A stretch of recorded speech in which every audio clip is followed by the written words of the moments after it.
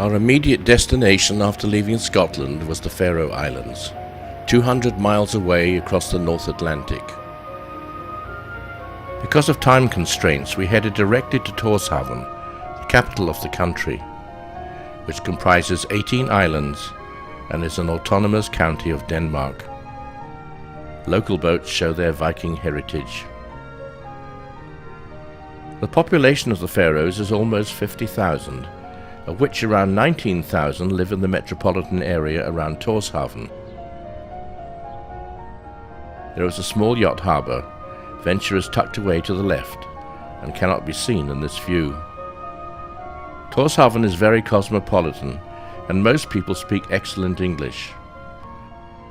An amazing network of roads links the majority of the islands, and most of our touring was done by car through spectacular scenery almost entirely devoid of trees. Away from Tórshavn, the population still lives in small villages. Until the late 19th century, life was centered around each settlement, as communication between them was difficult and often fraught with danger due to the terrain and the unpredictable weather. Every harbour and road has been hard won, and the villages are dwarfed by their surroundings.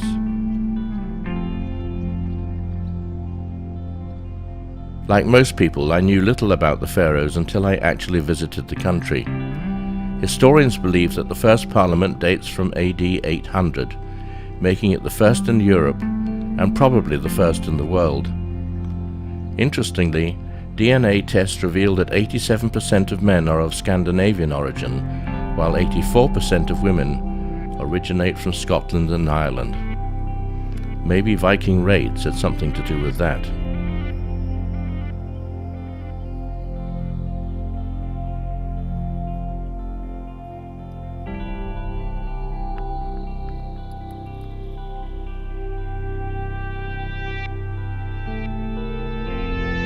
Crew members on this leg were Steve D'Antonio, well known as a marine consultant and for his technical articles in Passage Maker magazine, and George Sass in the Green Jacket, an experienced professional photojournalist who accompanied us to Galapagos in Venture 1. All around is the restless ocean. Harbours have to be found where they can. In this case, no more than a cleft in the rocks.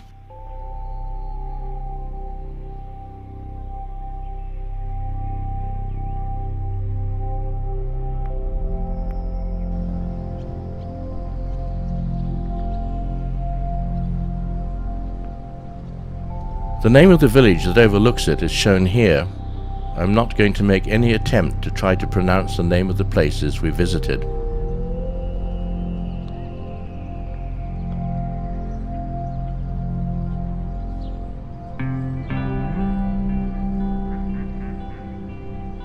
Most villages have streams running through them, which is no doubt the reason they were built there in the first place.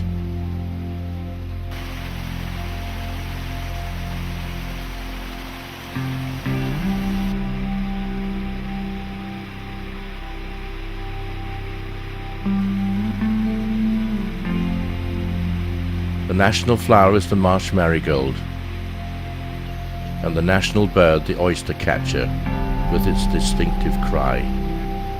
We took a ferry to the remote island of Mykonos. Weather permitting, the small boat follows the dotted blue line, once in the morning and once in the late afternoon. But the tiny harbour is exposed to turbulent seas, and especially during winter, the island can be isolated for weeks at a time. It takes nerves and skill to spin the boat around in the confined space against the force of the surging surf.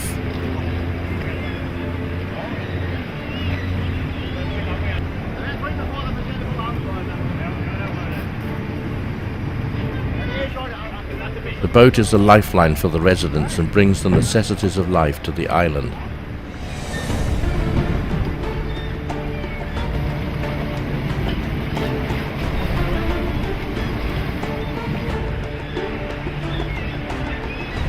The steps up from the jetty are steep. cargo from the boat is moved with a quad and trailer. The weather in the Faroes can change from one minute to the next, but on the day of our visit to Mykonos it remained cold, wet and miserable.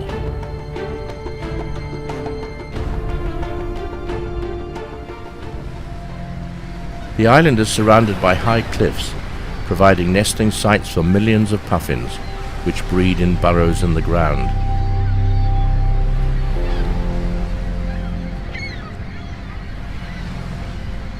This mist is actually a fine drizzle, which soon permeated our inadequate clothing. In no time we were thoroughly soaked, and so was all our camera gear. We chickened out on the 2-hour trek along the steep path to the lighthouse. We sheltered from the persistent rain inside this charming church.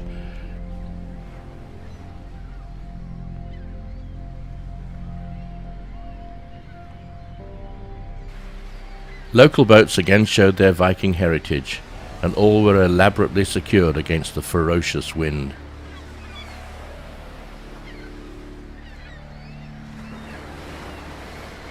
They were pulled ashore up this near vertical slipway above the ferry landing. Flocks of kittiwakes gathered on the cliffs, and as the time approached for the ferry to return, the seas and the visibility had seriously deteriorated. But arrive she did, to the great relief of the waiting passengers, most of whom were a rambling group from the UK. My dictionary defines rambling as a leisurely country walk, seriously different to my way of thinking, from the survival conditions hiking along the precipitous cliffs. Boarding meant timing it, to step aboard at the top of the swells as the boat heaved up and down.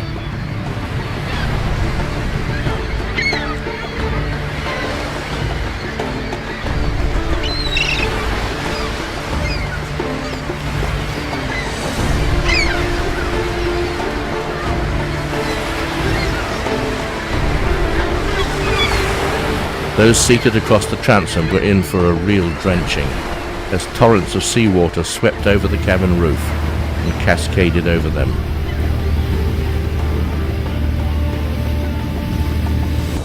The wind is always present in these islands.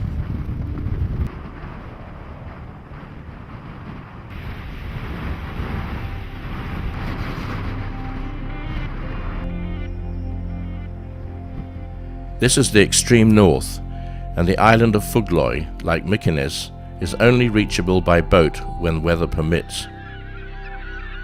It is home to millions of seabirds, and 2 villages which are the most remote in the Faroes.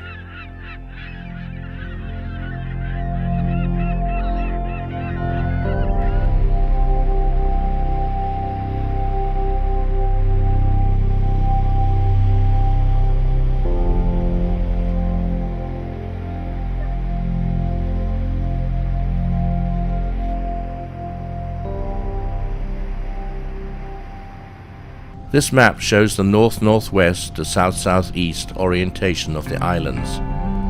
Dotted lines show tunnels under the fjords and even under the mountains. Modern tunnels like this one are dual lane and have lighting. Older tunnels are single lane with pullouts and no lighting. It is possible to drive throughout the country. You can rent a car or even bring your own on a regular vehicular ferry service from Scandinavia. Back in Tórshavn, the car ferry Smyril, linking the port with the southern islands, was just leaving her berth, and it was time for us to leave also and head directly to Iceland.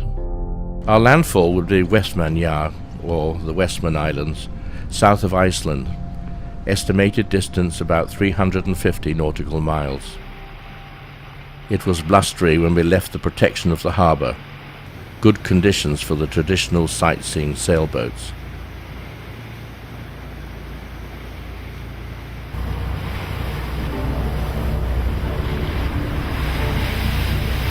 When we passed the Witch's Finger, our plotter showed that the TTG, time to go, has 1.4 days. At the time the picture was taken, we did not know that we were in for some unpleasant weather. which would reduce our speed over the ground and extend the transit time to just under 48 hours.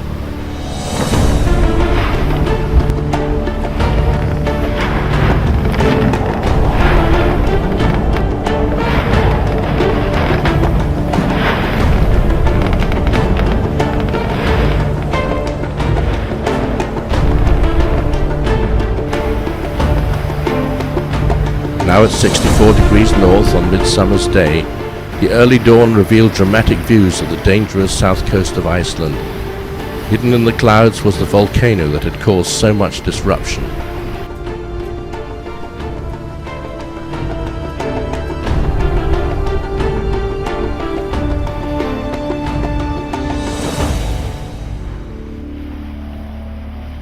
After 48 hours underway, it was with great relief that we entered dramatic Heimaey harbour, where seabirds nested on every crevice in the towering cliffs.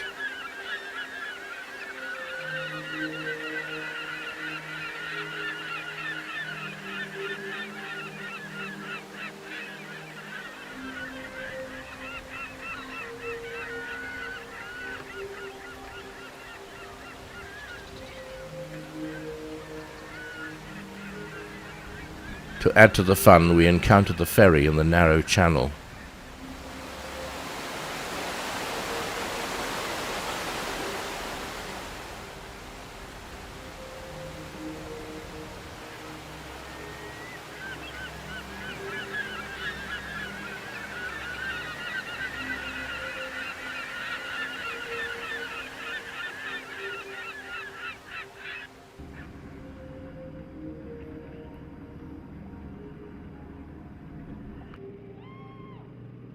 The only pontoon big enough to take us was the fuel dock, where we moored, expecting to be asked to move, but we were allowed to stay there for the 2 days we were in port. It was blessedly calm. Venture towered over the surrounding boats.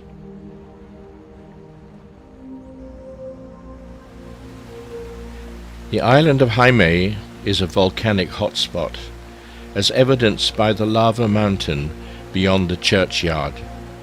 Without warning, on the night of January the 23rd, 1973, the earth split open and fountains of lava buried 400 houses and required the rapid evacuation of all 5,000 residents of the island. We took our leave after 2 days in this interesting place. Past the island of Surtsey, which erupted from beneath the sea in November 1963. We encountered rough seas on our way to Reykjavik, the capital of Iceland.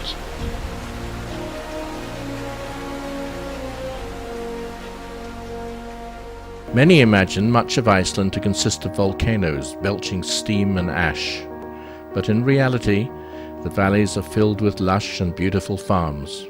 Although not originally native to Iceland, lupins are early colonizers of less fertile areas.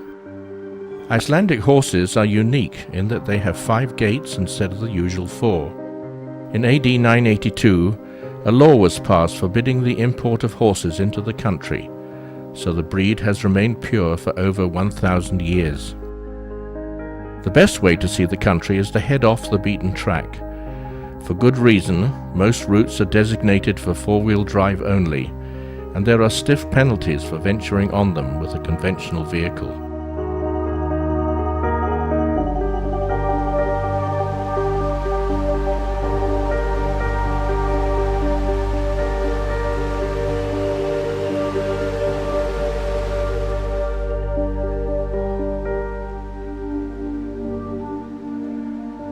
There are plenty of rivers to ford, and we rented a small 4-wheel drive Suzuki, which served us well.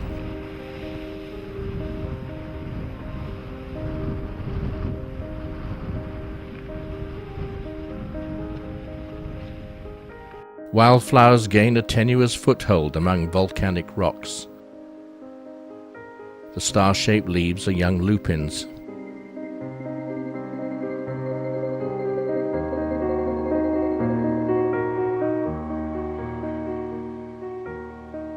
Lava fields are frequently cloaked with strange velvety moss.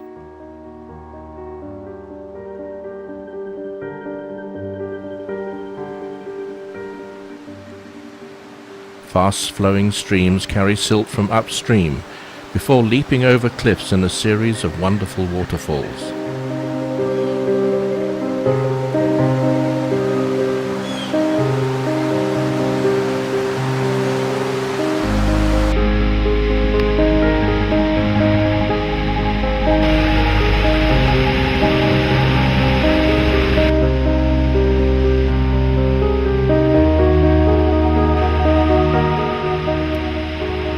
The largest in the south is the mighty Gullfoss.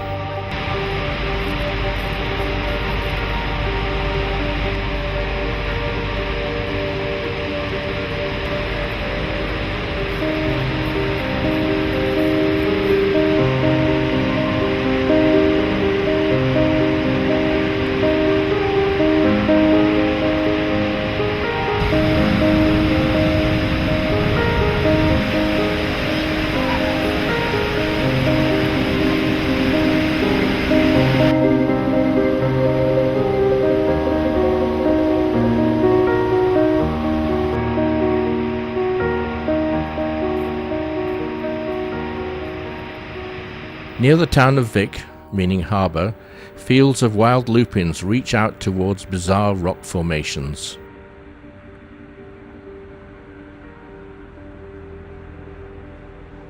These, along with black beeches and fleshy angelica, bring to mind scenes from Jurassic Park.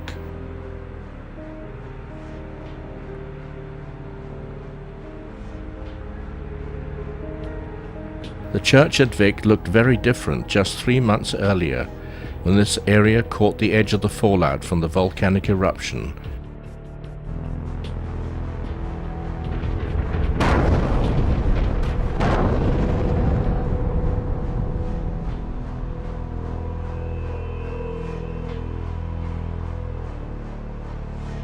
We saw plenty of evidence of the chaos wrought by the volcano, and we headed into the affected areas to see some of the destruction for ourselves.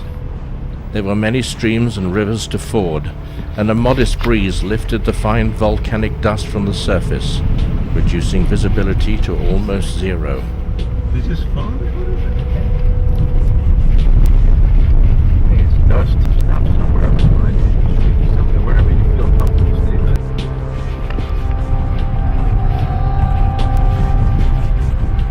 The ash had the gritty consistency of carborundum, but was as fine as talc, making it hard to follow the track and eventually forcing us to turn back.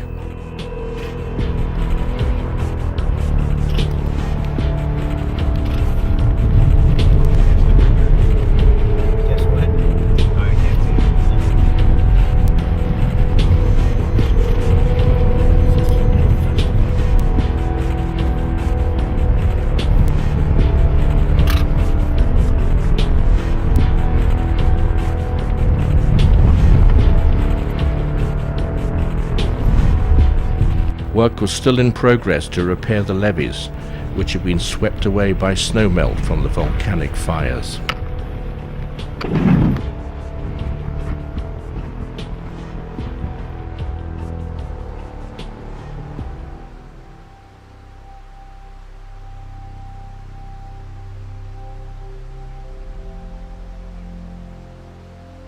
Glacier walks are among the many opportunities for exploration in a monochrome landscape which oftentimes resembled the surface of the moon.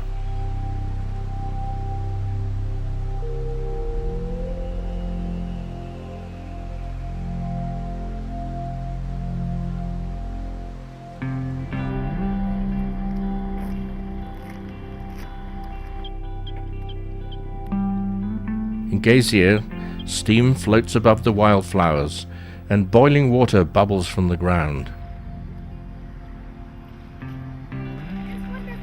All other geysers, or geysers depending on your pronunciation, are named after the original, which sadly now has gone quiet, leaving the main attraction to Strucker, which shoots skyward every 5 minutes or so.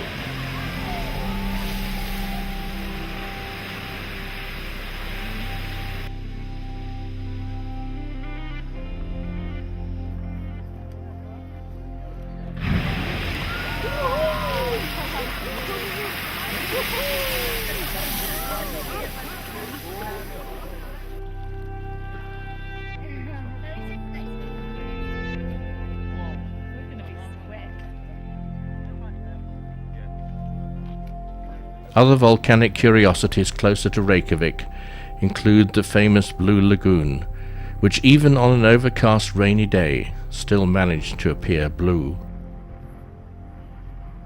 But it was time for us to leave Reykjavik and head up the west coast towards Ólafsvík on the next leg of our circumnavigation of Iceland.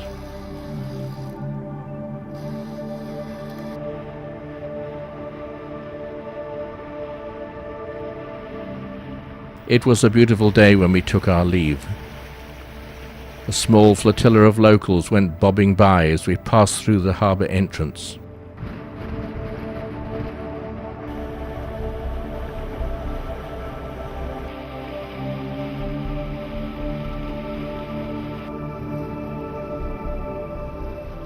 Just Chris and myself were on board for this leg of the trip. The Snaefell's ice cap was prominent on the horizon, while still 50 miles distant.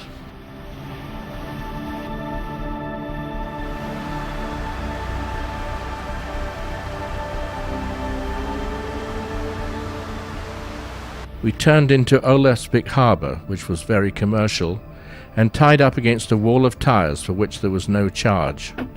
We left the following day under a lowering sky.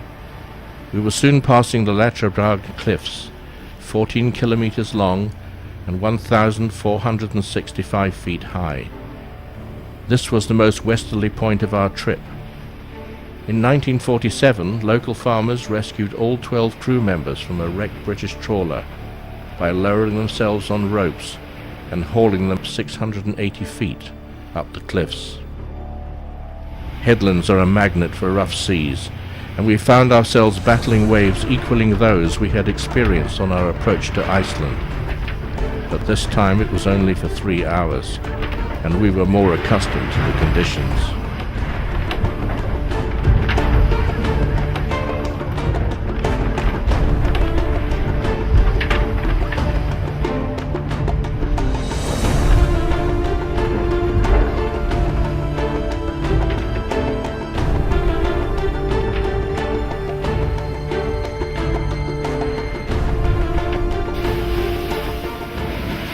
This was normal weather for boats much smaller in size than Venture. Towering mountains plummeted into the turbulent sea. U-shaped glaciated valleys were often home to a single isolated structure.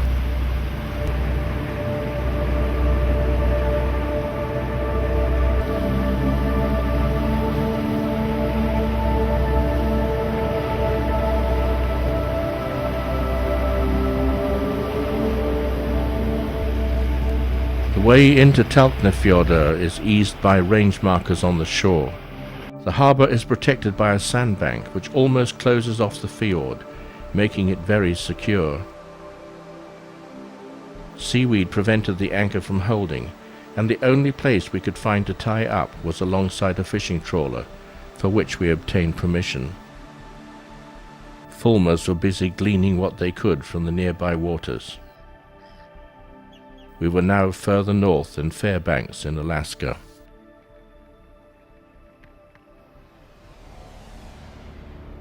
When we left the following morning, the stack from an abandoned Norwegian whaling station stood out on the horizon.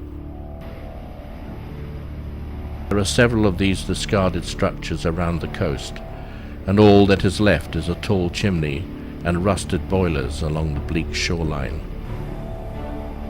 Once out of the protection of the fjord, we were again exposed to the rough conditions in the strait, dividing Iceland from Greenland.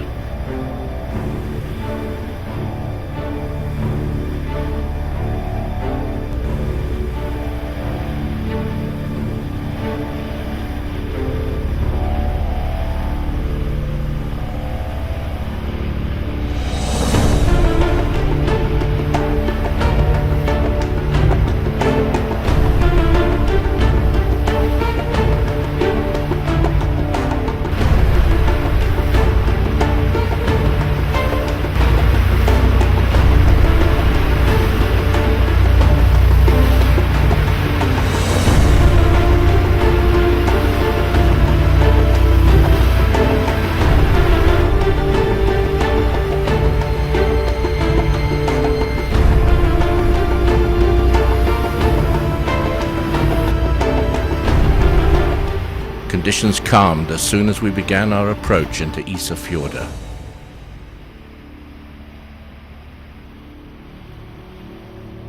The town, huddling at the base of huge mountains, is the jumping-off spot for boats heading to Greenland.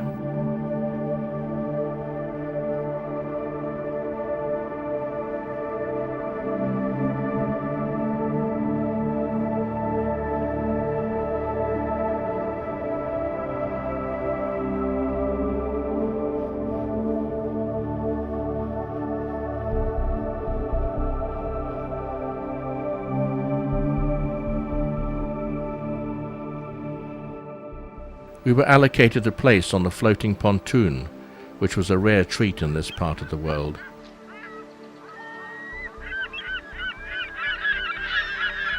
Isafjorda is served by an airport, and we were joined here by David, who had flown out from England. The rough conditions had scrambled the chain, and we used this opportunity to clear the jumble. There was a strong wind and the weather was cold. Greenland was only 130 miles away, and to the north there is nothing between here and the pole. A severe weather system with the lowest pressure for 10 years was forecast, and we were lucky to be moored in such a snug location. Gulls hung on the strong wind blowing 30 knots even within the inner harbour. Venture 2 was a heavy boat for the small pontoon, and Chris added extra lines from the nearby jetty to relieve the load.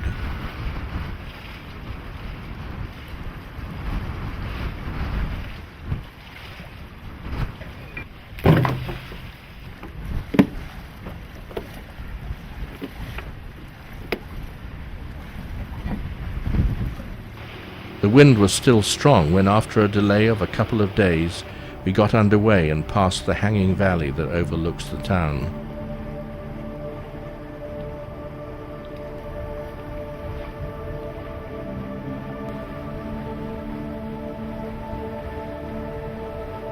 The skyline was dominated by the shimmering Dranga ice cap. We were heading for Hornstrandir, the most remote area in all of Iceland, where there are no settlements, no roads, and no communications. Our immediate destination was the unsurveyed and uncharted fjord of Longafjorda, which had been recommended to us by a local yachtsman. The magic of Google Earth allows us to make a virtual flight up the fjord, but the real-world version was a place of pristine beauty, untarnished by the hand of man.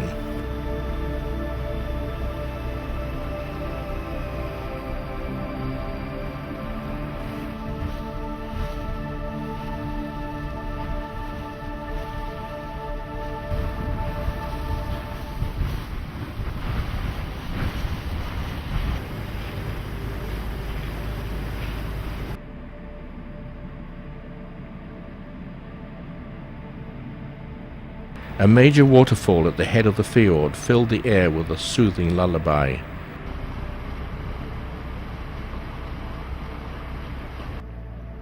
As soon as the anchor was down, we launched the tender to see a diminutive venture dwarfed by the grandeur of her surroundings.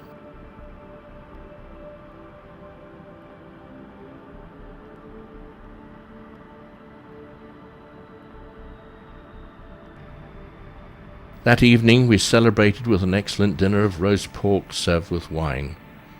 As evening approached, the skies began to clear, and a lingering sunset, here filmed at midnight, settled its silent wings over the fjord. The following morning dawned clear and absolutely calm. Large numbers of beautiful jellyfish trailed their delicate tentacles through the pellucid water.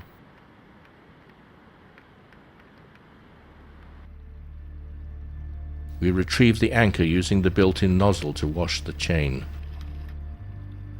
My solo excursion in the tender along the full length of the fjord to film Venture in her natural environment was a thrilling ride of sheer exhilaration, never to be forgotten.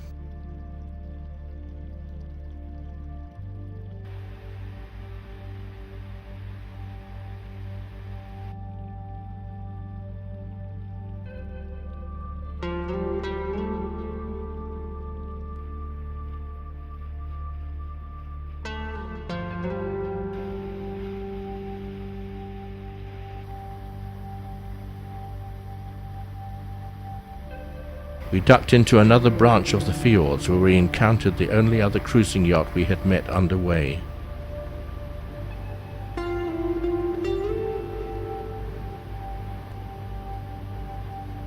Here was a scattering of buildings catering to hikers.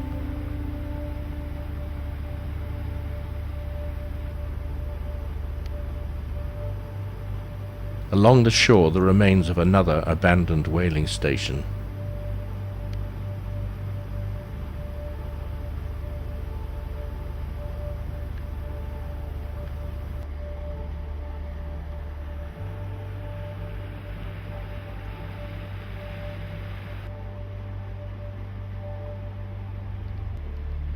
We continued north along the rugged, uninhabited coast.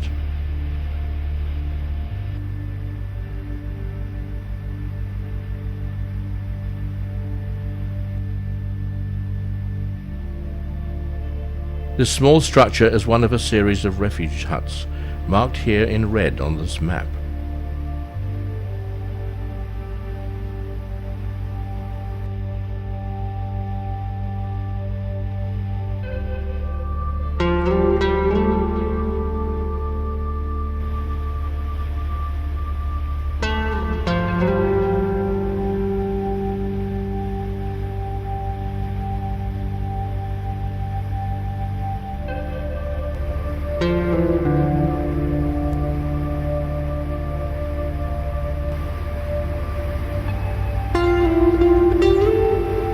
This beacon marked our furthest point from Southampton, about 1,550 miles as the crow flies, and just over 100 miles from Greenland.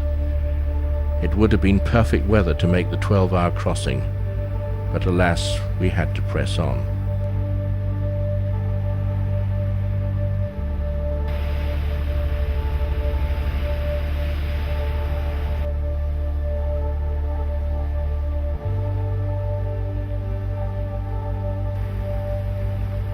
We passed a series of towering cliffs, each home to countless numbers of seabirds.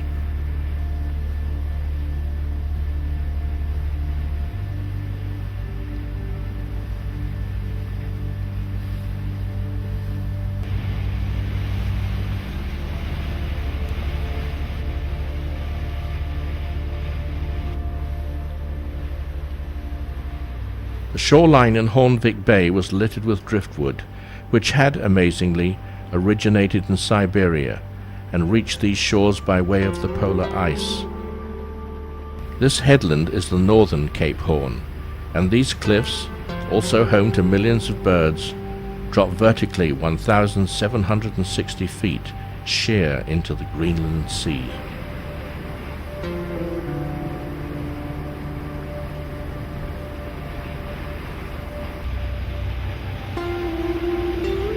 We were now only a couple of miles south of the Arctic Circle, and 3 weeks past the summer solstice.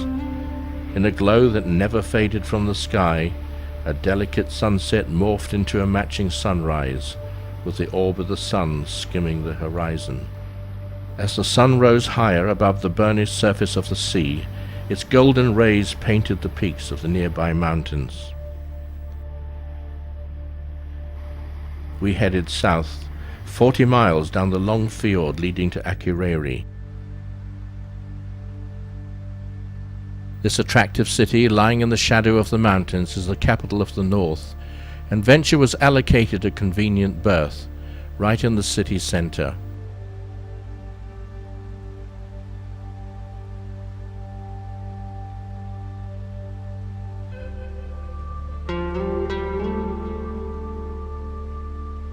This is a port of call for cruise ships, one of which is seen here beyond the local boat club.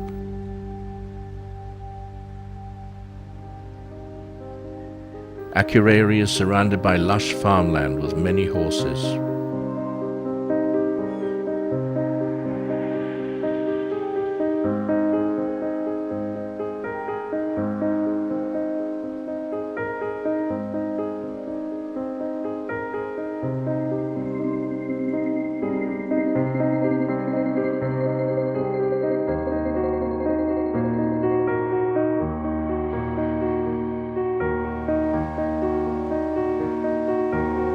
Haymaking was in full swing, and fields were dotted with white bales resembling giant marshmallows.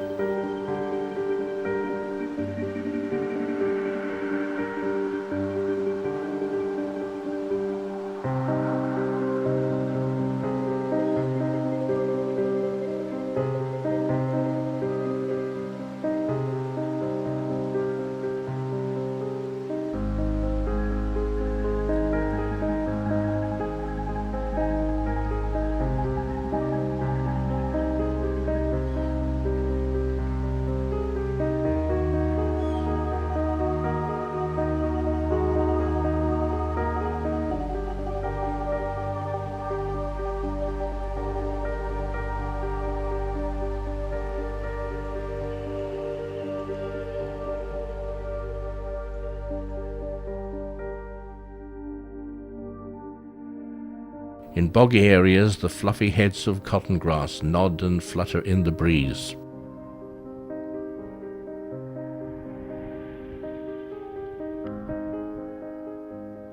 We hired a car and toured this part of the country.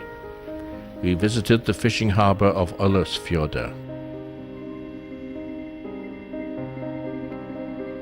Local gulls clearly believed that the catch was for their benefit, but no one seemed to think it was worth the hassle of driving them away. En route to Lake Mývatn, we visited Godafoss, into which, legend has it, a local chieftain threw his pagan gods when he converted to Christianity in AD 1000.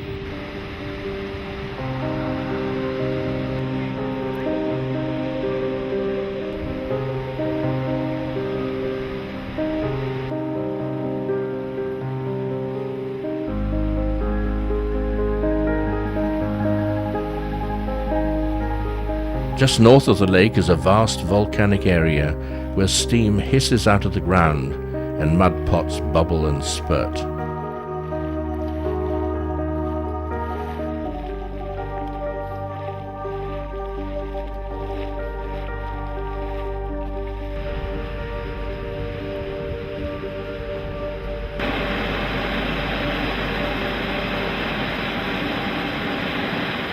Close by, thermal energy has been harnessed to generate electricity. Steam roars out of the vents.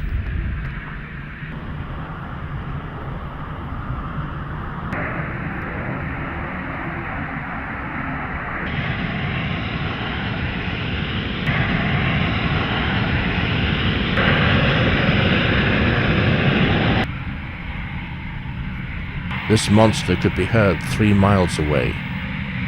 The human figure on the hill gives scale to this explosion crater. Fields of frozen lava stretch to the horizon, and we meandered through an active volcanic area where wisps of steam rise all around. We now headed 40 miles offshore to remote Grimsey Island. Only 2 miles in area, with just 100 inhabitants, its main claim to fame is that it lies on the Arctic Circle.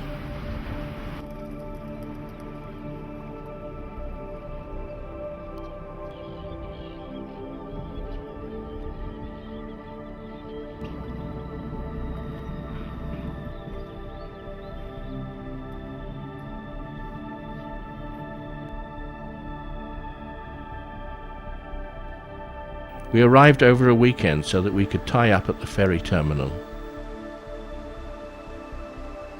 The tiny harbour is built like a fortress against the fury of the ocean. Most of the male population came to look at Venture, and one kindly offered to drive us around the island. Our first stop was the marker for the Arctic Circle. Our guide is on the right, with Chris and crew members Brian and Val, who had joined us from Vancouver. All along the shore was more driftwood from Siberia, and at last we were able to see close up the puffins who had been eluding us at every stage of our journey. These comical little birds live in burrows in the ground.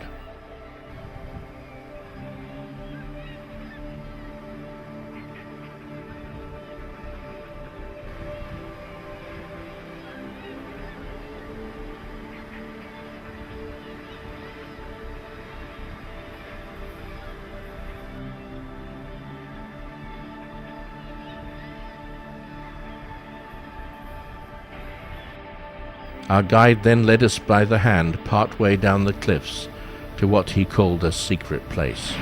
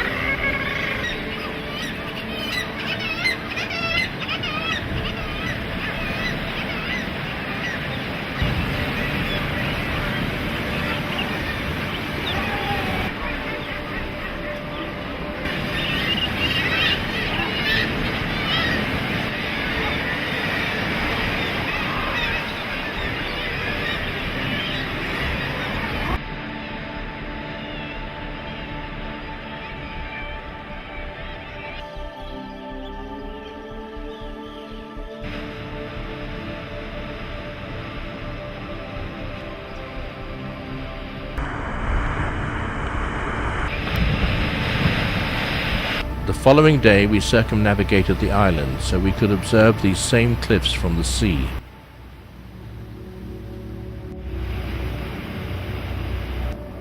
One of the fishermen was very insistent we took him along.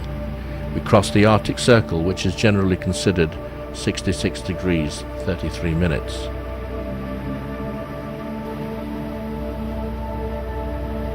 He was also very keen to take the helm.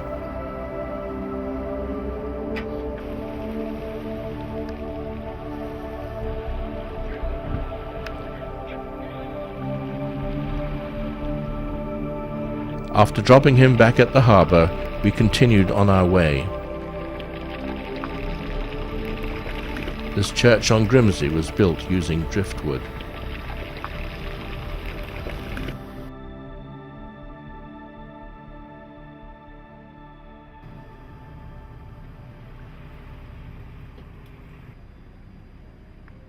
We entered the busy and attractive town of Husavik and picked our place to tie up.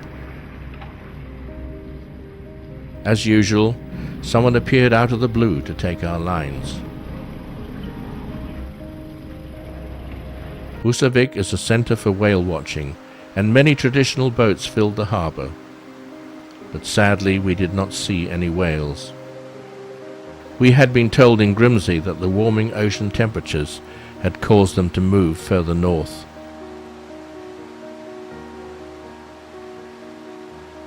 From here we drove to Dettifoss, billed as the most powerful waterfall in Europe. Its waters were grey with sediment from the glacier which fed it.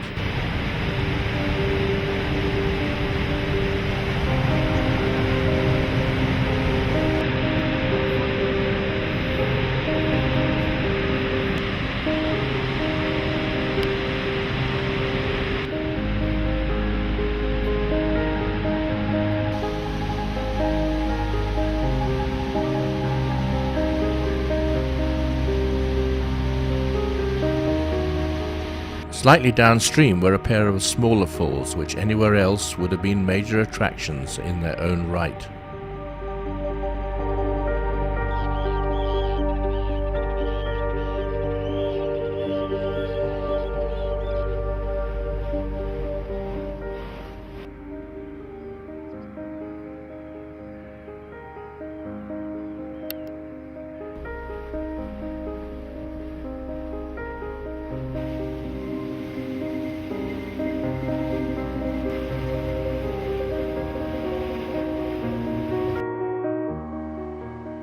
Back at sea we rounded the northeast tip of Iceland and once again crossed the Arctic Circle, this time slightly north of our previous position.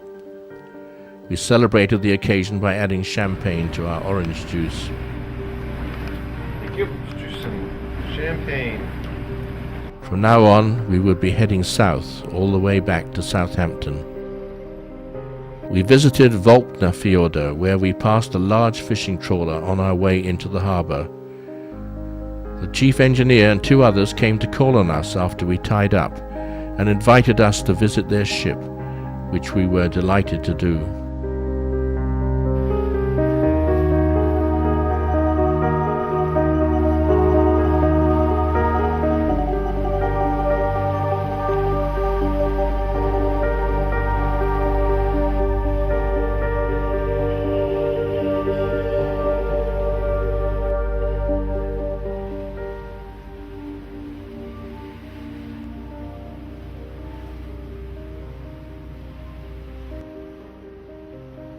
The following day we continued south into Seyðisfjörður, our last fjord and final port before leaving Iceland.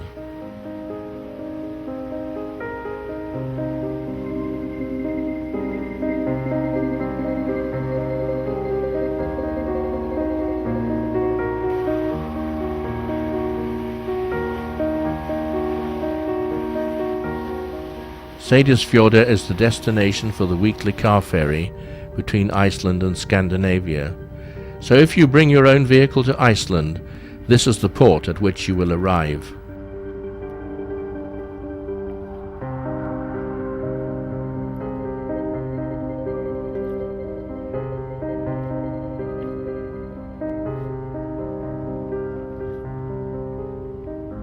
The ferry only stayed a few hours.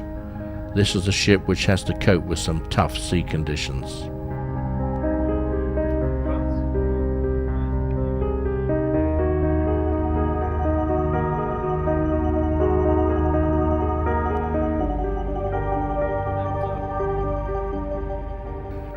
The season was advancing, and we had to be back in Southampton by the end of August, in time for the International Boat Show. We topped up our fuel from a tanker truck, which had brought fuel over the mountains from the next fjord. We headed out into the North Atlantic for the 500-mile crossing direct to Scotland. Time to go is shown on the plotter as 2.2 days.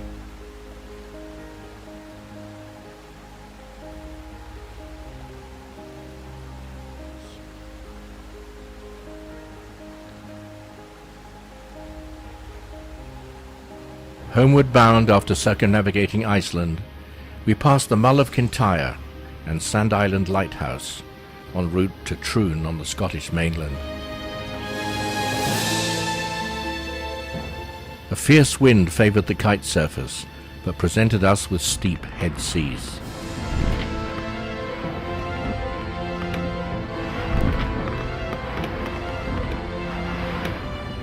We passed the crags of Ailsa Craig, number 3 in the list of top gannet colonies we had visited.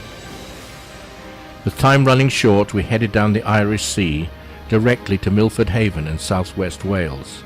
We covered the 253 miles in 25 hours and locked through into the marina.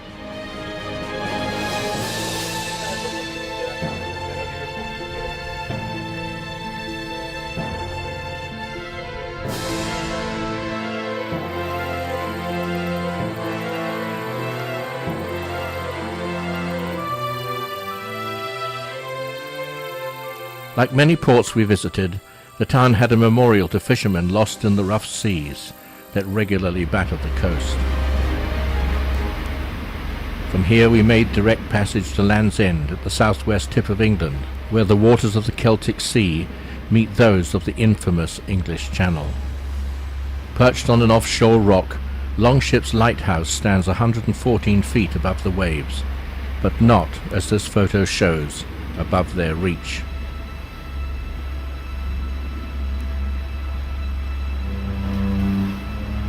With the corner turned, the seas were from aft, and we made for the Cornish town of Foy. Legend has it that a young Jesus Christ visited the town with his uncle, Joseph of Arimathea, who was a tin merchant. Punch's Cross commemorating this belief was erected on these rocks more than 500 years ago. Modern structures nestle alongside a blockhouse built in 1380. Cornwall was an exporter of tin as long ago as 1600 BC and is still an important supplier of china clay. Surprisingly large ships still navigate through the picturesque harbour.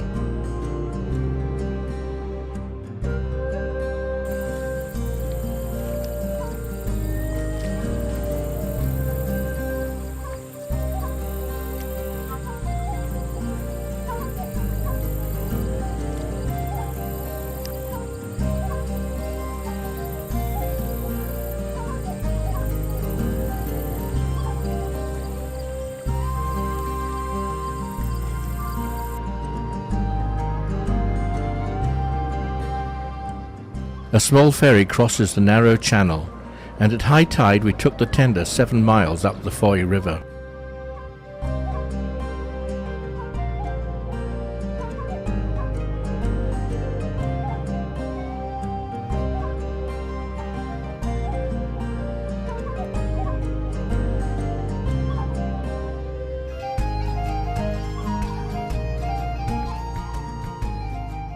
We passed grey-lag geese and other water birds as we drifted through this slice of rural England.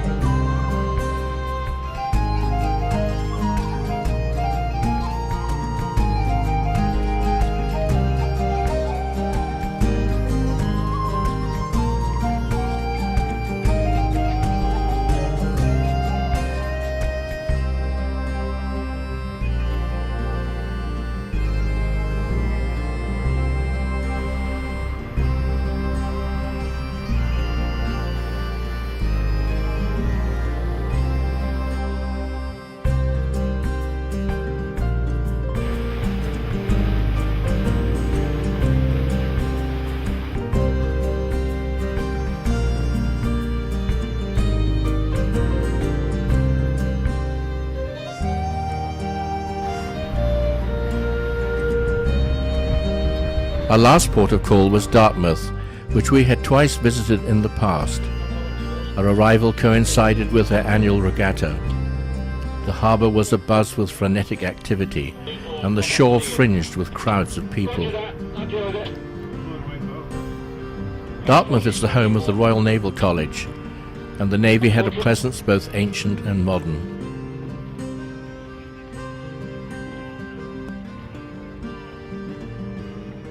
Venture was tied up next to a cluster of vintage lifeboats, and rafting was on a scale seldom encountered.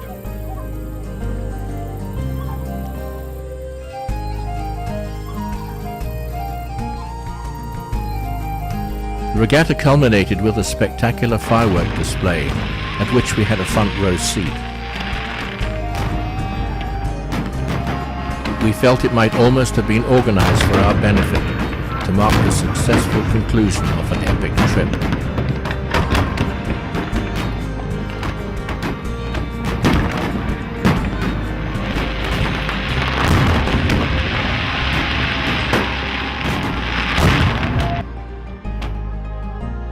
The following morning, nature provided a more subtle display of her own as Chris untangled the mooring lines.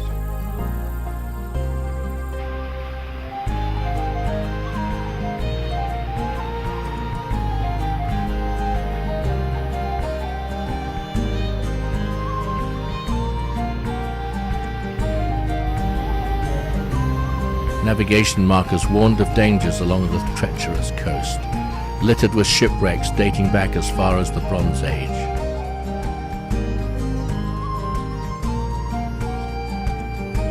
The English Channel was in a rare benign mood as we approached the Isle of Wight and the Needles.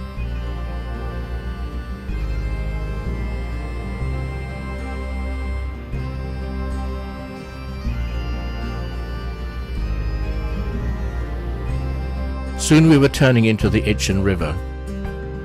As we passed beneath the bridge, the spring of heather on the jackstaff proclaimed we had been north of Ardnamurchan Point.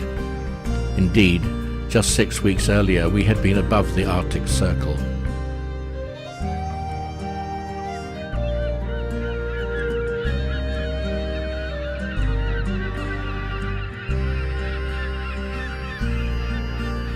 "10 days later, Venture was on display at the Southampton International Boat Show, with no evidence that she had just returned from a cruise to Ireland, Scotland, the Faroes, and the circumnavigation of Iceland, during which we had travelled 4,677 nautical miles over 134 days.